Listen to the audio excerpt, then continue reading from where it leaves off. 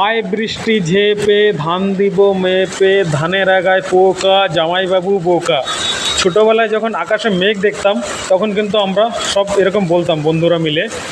তো এখনের শেরো শায়রি একটু আমি চেঞ্জ করেছি, সেটা হচ্ছে আয় বৃষ্টি জোরে ধান দিব ভোরে ধানের আগায় পোকা, বৃষ্টি হলে খুশি মানাবে আমার ছোট খোকা।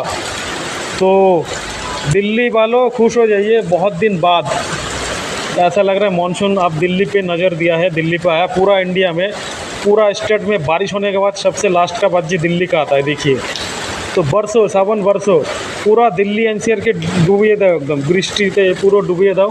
কি ভালো লাগছে রে, বৃষ্টি হলে যে আমার কত ভালো লাগে, সবারই ভালো লাগে। তো দেখো কি সুন্দর লাগছে, উপরের থেকে যে জল পড়ছে সেটা দেখতেও বেশ ভালো লাগছে। দেখো तो आज बरसों पूरा जम के बरसों दिल्ली एनसीआर को डुबा दो, रास्ते में गाड़ी नहीं नाव चलना चाहिए।